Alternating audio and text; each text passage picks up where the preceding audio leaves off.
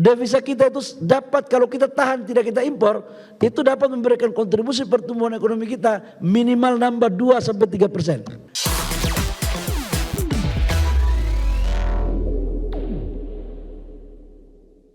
Pemerintah mengakui devisa negara hilang 523 triliun per tahun karena impor minyak termasuk crude oil dan bahan bakar minyak. Jika Indonesia mampu menahan laju impor energi termasuk BBM, maka ekonomi nasional akan tumbuh signifikan di kisaran 2% hingga 3%. Pemerintah mengakui devisa negara hilang 523 triliun per tahun karena impor minyak termasuk crude oil dan bahan bakar minyak. Perhitungan tersebut berdasarkan sejumlah asumsi data tahun lalu. Menurut Menteri ESDM Bahlil Lahadalia, jika Indonesia dapat menahan laju impor energi termasuk BBM, maka pertumbuhan ekonomi akan tumbuh signifikan di kisaran 2% hingga 3%. Tak hanya minyak, Bahlil juga mengungkap ketergantungan impor gas, utamanya LPG untuk kebutuhan dalam negeri. Adapun konsumsi LPG domestik mencapai 8,5 juta ton, sedangkan produksi dalam negeri hanya mampu 1,3 juta ton. 500 triliun rupiah per tahun, devisa kita itu dapat, kalau kita tahan tidak kita impor, itu dapat memberikan kontribusi pertumbuhan ekonomi kita minimal nambah 2-3%. Kalau kita mampu tidak mengimpor BBM kita, maka saya pastikan devisa kita akan tinggal dalam negeri dan itu menjadi alat ungkit untuk bisa kita putar dalam negeri untuk bisa meningkatkan pertumbuhan ekonomi nasional kita. Bahlil memastikan impor energi akan berkurang seiring dengan transisi energi. Implementasi B50 tahun depan diyakini akan mengurangi impor solar serta kebijakan campuran etanol 10% dengan BBM pada 2027 mendatang. Dari Jakarta, Tim Liputan IDX Channel.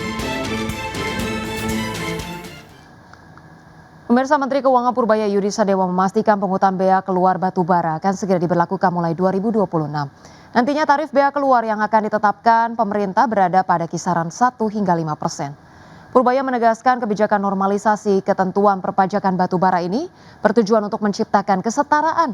Pasalnya selama ini terjadi ketidakadilan fiskal di mana kelompok usaha batubara yang meraup keuntungan besar justru menikmati fasilitas yang membebani APBN. Salah satunya fasilitas restitusi. Purbaya menekankan dengan kebijakan pungutan bea keluar batubara, pemerintah bisa menambah penerimaan sebesar 20 triliun rupiah setiap tahunnya. Ada bea keluar, apa hubungannya dengan daya saing? Jadi pada waktu Undang-Undang Cipta Kerja di 2020 diterapkan, jadi mengubah status batubara dari non barang kena pajak menjadi barang kena pajak. Akibatnya industri batubara bisa meminta restitusi PPN ke pemerintah. Itu sekitar 25 triliun per tahun. Kalau hitung dengan cost-nya segala macam, walaupun mereka ada cost-nya digelembungin segala macam, net income kita dari industri batubara bukannya positif, malah dengan pajak segala macam jadi negatif. Jadi undang-undang itu seperti pemerintah memberikan subsidi ke industri yang sudah untungnya banyak. Selanjutnya, pemirsa, Badan Pemeriksa Keuangan menemukan penyaluran LPG 3 kg masih belum tepat sasaran sepanjang 2024. Akibatnya dana subsidi sebesar 33,84 triliun rupiah diduga bocor dan dinikmati masyarakat yang mampu. Badan Pemeriksa Keuangan menemukan penyaluran LPG 3 kg masih belum tepat sasaran. Hal ini membuat dana subsidi sebesar 33,84 triliun bocor dan dinikmati masyarakat mampu. Temuan tersebut termaktub dalam ikhtisar hasil pemeriksaan semester atau IHPS 1 2025. Dalam laporan tersebut, BPK menyebut PT Pertamina Patra Niaga belum menetapkan kriteria konsumen pengguna gas subsidi.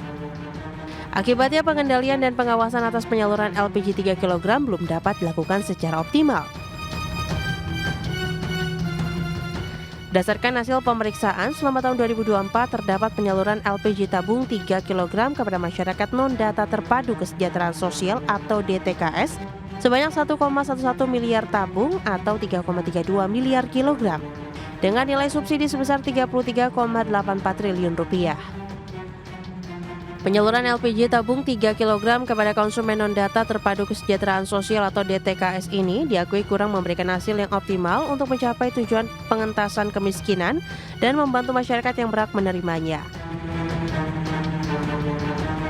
BPK meminta para pemangku kepentingan harus segera menetapkan kebijakan yang menjamin pengendalian dan ketetapan sasaran penyaluran LPG 3 kg melalui penggunaan basis data kependudukan yang dapat memenuhi kriteria penerima subsidi.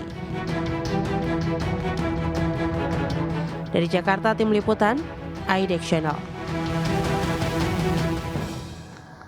Pemirsa, The Federal Reserve kembali memangkas suku bunga acuan untuk ketiga kalinya tahun ini sebesar 25 basis poin sehingga suku bunga kini berada di kisaran 3,5 hingga 3,75%. Meski sesuai dengan ekspektasi pasar, namun keputusan pemangkasan terkait suku bunga dibayangi oleh perpecahan pandangan internal dan sinyal bahwa ruang pemangkasan suku bunga ke depan akan lebih terbatas. The Federal Reserve kembali memangkas suku bunga acuan untuk ketiga kalinya tahun ini. Namun keputusan tersebut dibayangi perpecahan pandangan internal dan sinyal bahwa ruang pemangkasan suku bunga ke depan akan lebih terbatas.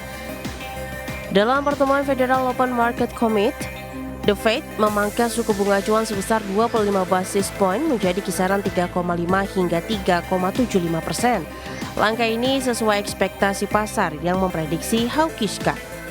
My colleagues and I remain squarely focused on achieving our dual mandate goals of maximum employment and stable prices for the benefit of the American people.